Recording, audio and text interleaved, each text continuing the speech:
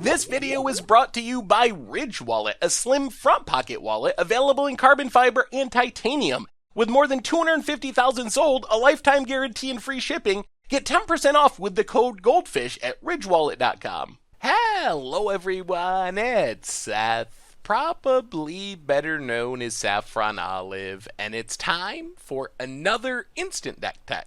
So as you know, Tuesday means it's Type 2 or Standard Tuesday here in Instant Deck Tech land, and we have one of the more unique takes on burn that I've ever seen to talk about today. This is Conjecture burn for M19 Standard, and it comes to us from Okamata Ryu, who took it to a top 8 finish in a small Japanese tournament, so congrats to Okamata on a really cool deck. A quick reminder before we break down Conjecture burn for Standard. If you enjoyed this deck and you want to see it made into videos, take a minute, click the like button, the subscribe button, leave a comment, anything you can do to support your deck, because whichever deck is most popular gets a shot at being made into videos next week. So Conjecture burn is sort of like this really weird mashup of like a hardcore but no counterspell anywhere in the 75 control deck and a straight up like burn deck. So the key card, the namesake card, is the Mirari Conjecture. So 5 mana Saga enchantment. When it comes into play, you get to get an instant back from your graveyard to your hand.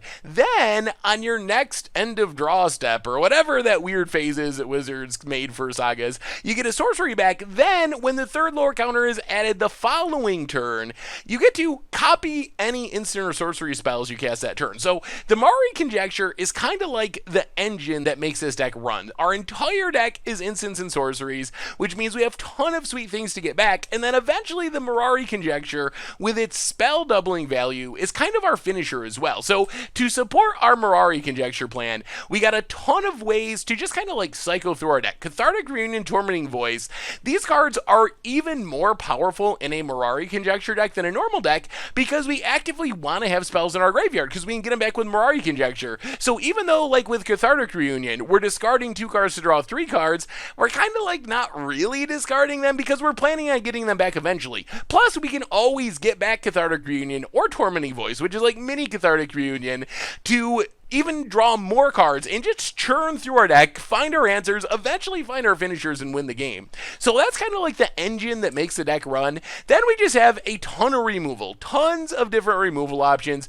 Doomfall double dips as like a bad Thoughtseize effect, also can get rid of a creature. Vraska's Contempt, save it for the hard to deal with creatures. Scarab God, Hazarats, also Planeswalkers. Abrade can take down the Heart of Curids as well as early game creatures, plus we can get them all back with the Mirari Conjecture, and even just like doubling up Doomfalls and Abrades, not the worst deal when we ultimate our Mirari's Conjecture, like taking 2 cards from our opponent's hand, killing 2 things, not a horrible deal.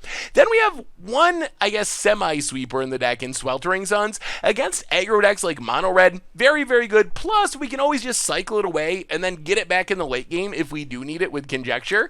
Then we have kind of our finishing plan, which is our burn package. So Shock, Lightning Strike, and Wizard's Lightning. In the early game, we can use these cards to just kind of like go at our opponent's creatures, keep the board under control. But then in the late game, our idea is we're going to shock our opponent's face. Lightning Strike, Wizard's Lightning our opponent's face, and then we get back Lightning Strike, Shock, Wizard's Lightning with Mirari Conjecture, do it all over again. And then when we hit Ultimate Mode, Shock is like 4 damage for 1 mana when it doubles up. Lightning Strike is 6 damage, same with Wizard's Lightning. So it's pretty easy to just burn our opponent out of the game in a very odd way. But picture just like Lightning Strike, get back Lightning Strike, then you wait until Mirari Conjecture goes to ultimate, double up the Lightning Strike. Just that is 4 mana, 9 damage, which is a lot, and that's not including all the other Shocks and Wizard's Lightnings we have in the deck. We also have a way to double up our spells with Mirari's Conjecture in Insult to Injury. So take, for example, Insult. With Mirari's Conjecture, let's say that we hit the 3rd lore counter, we cast an Insult, and remember, we can get it back as our sorcery as well, but we cast an Insult, then we cast the Lightning Strike. That single Lightning Strike is going to deal 12 damage, so something like Lightning Strike plus Shock. 1 Lightning Strike, 1 Shock, along with Insult and Mirari Conjecture going ultimate, that adds up to 20 damage. 20 damage! So that's kind of like our plan for finishing the game, plus we can always kill creatures with the injury mode of Insult to Injury, and if that's not enough to finish the game, game, we have Cut to Ribbons as our backup plan. So Cut comes down as an early game removal spell. Eventually, we will Aftermath it to drain our opponent for a bunch of damage with all of our mana. If we can time it right, so we are doubling it up with Mirari's Conjecture, pretty easy to drain for like 8 or 10 or 12 damage with the Ribbons part of Cut to Ribbons. So that's basically the plan. Keep the board under control with our spells, grind out value with Mirari's Conjecture, and then eventually win by double or tripling up our random burn spells with Mirari's Conjecture and Insult to Injury. If that doesn't work, Ribbons to finish off our opponent. Otherwise, Search for Iskanta, we're all spells, so it's just so much value, plus it helps us stock the graveyard for our Mirari's Conjecture.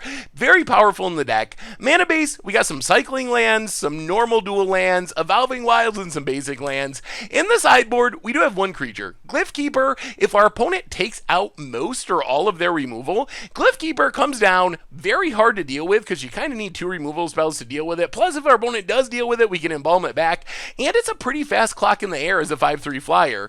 Argalu's Bloodfast and also Duress helping control matchups. For aggro, we have Chandra's Defeat and Magma Spray, just some more early game removal. And then we can customize our removal package for matchups with a Braid to deal with like Heart of Kiran's, Vraska's Contempt for Planeswalker matchups, Scarab God matchups. Never also deals with Planeswalkers and some really weird random graveyard hate. And that is Conjecture Burn for Standard. And that's been our instant deck for today. So thank you so much for watching. I hope you enjoyed the video, and I will talk to you soon. Thanks for watching the video. If you enjoyed it, help us out by clicking that like button down below.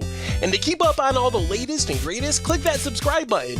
And don't forget to hit that bell icon to get alerts whenever we have new videos. And if you want to, check out some of our other sweet videos here and here.